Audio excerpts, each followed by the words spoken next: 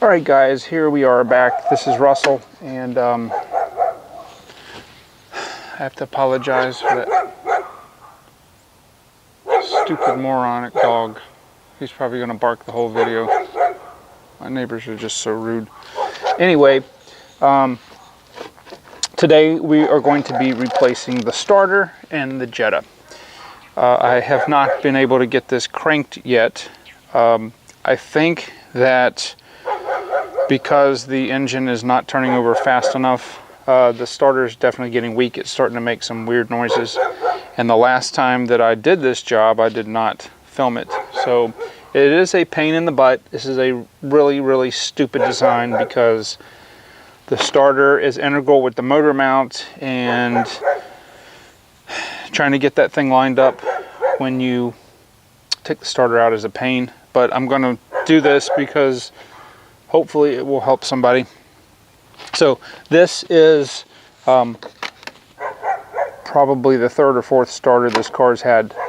Every time I went with the Bosch remanufactured ones, and they don't last but maybe 80 or 100,000 miles. The Vallejo, this is a brand spanking new starter. It's not remanufactured. And also, while I'm under there, I'm going to go ahead and replace the crank sensor. Yes, let's get to it. All right, step one is we want to remove the power from the battery, or to the starter. We're going to disconnect the negative battery terminal. That takes a 10 millimeter.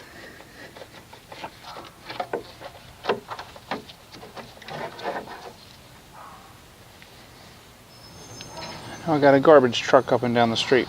All right, next we're going to disconnect all the electrical terminals that are attached to this cover and anything that's around it, which will make it easier to get the starter out.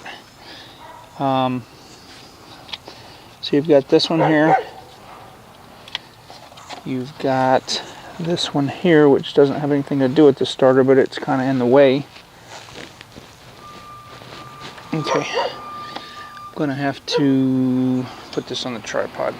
All right, so it's these two electrical connectors. This one goes to the where the transmission shift linkage is. This one goes right there, and then underneath there are I don't know if I'm going to be able to see this. There's another connector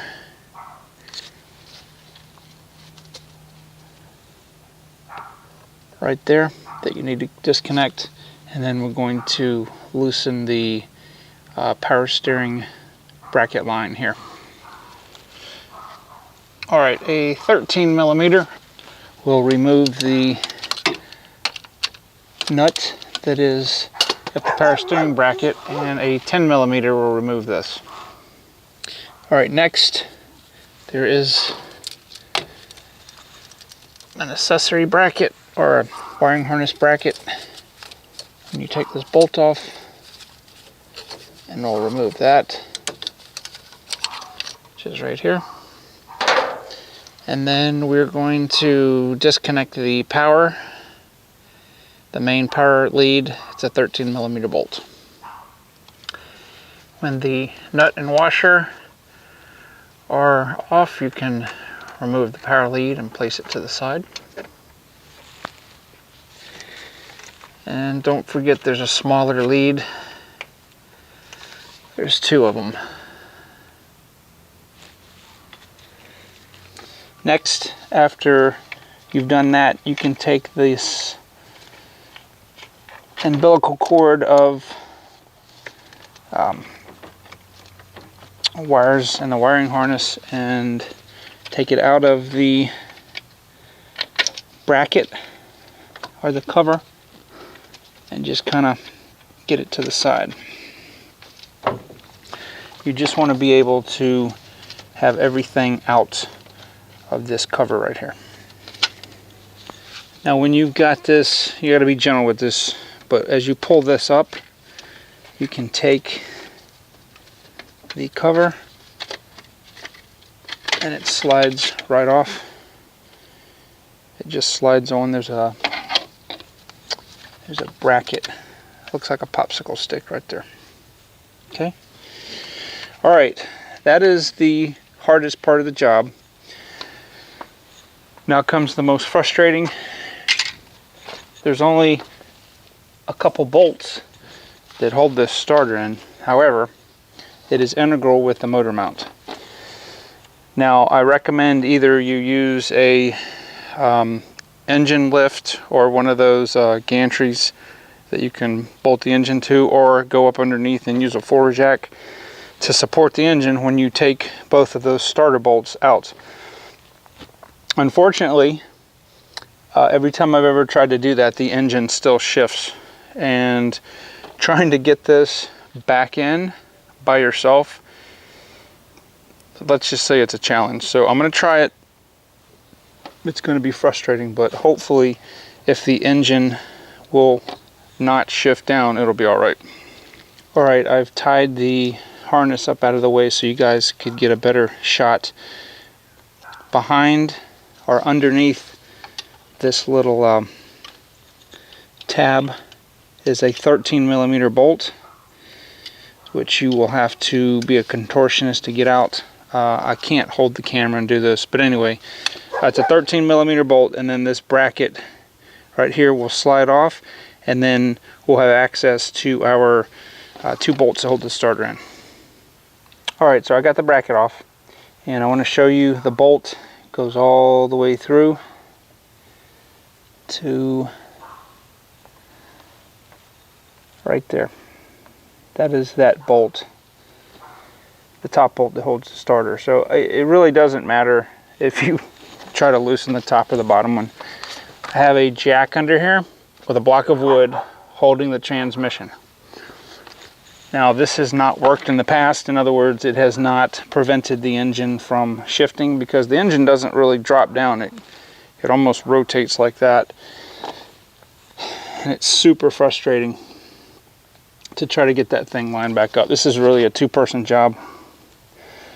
The very first time I ever took the starter out, because it had been on there so long, it didn't shift. The second time is when it did it.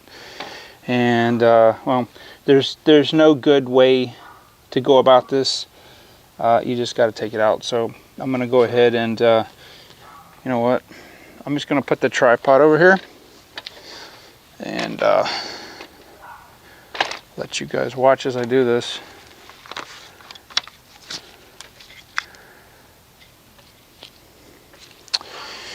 All right. Stupid design, Volkswagen.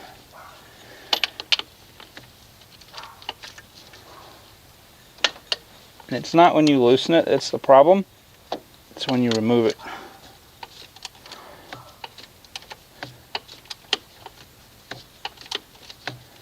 Other than that, it's not for every job to do. Yeah, excuse me, do you have pressure on this? You don't want too much pressure at all. Don't drop it. And be very careful of this mechanism. There we go. Shift mechanism. Alright, so I got that loose. I'm going to loosen the one on the bottom.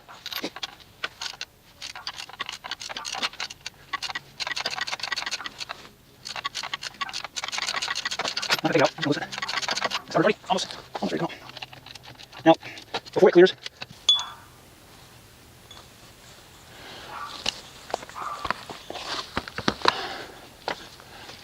there we go.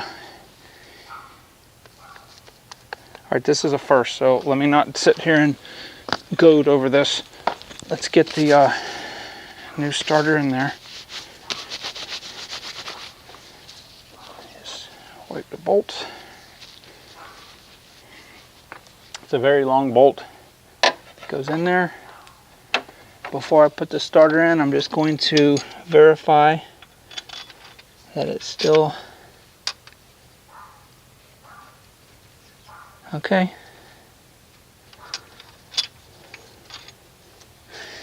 It hasn't moved.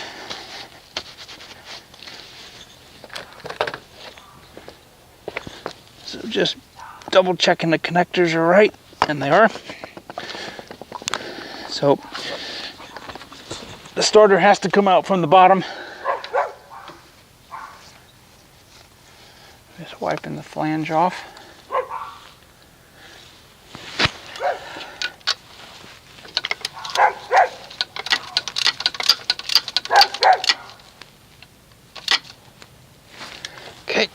All right, so we've got the bracket back on. Everything's looking good. So next, let's go and put up underneath and put the accessory bracket, or the harness bracket back on, and the power steering bolts for the hose. All right, so next I'm going to put the bracket back on here, or it's not a bracket, it's like a little keeper, and there's a slot right here that slides onto the metal tab. All right, so I've got, as I said before, our 3 electrical connectors. I've got our solenoid and our starter power wire, and I reattach the harness brace and the bracket to the power steering line. So everything should be good, and this is how I had the jack positioned. Not much pressure on it, but evidently it was enough. Now, one thing I forgot at the beginning of the video, I told you guys I was going to replace the crank sensor, and I was looking at the crank sensor, and on this car it is, I don't know if the light is going to let me show this, but it's right there. Right there. And in order to remove that, I would have to remove the motor mount, which means taking the starter off. I don't think the crank sensor is bad. It's bad com, it checks out. But anyway, so I will have to have assistance, which means I'll have to take the starter off again, and the motor mount. So anyway, let's crank it over and see if it sounds any different than it did before. If you want to know what kind of nasty sound this was making, you can go back and look at my Jetta plea for help. You can hear the starters just not turning like it is, but it should turn over faster. So I'm gonna grab the key and we'll see what happens.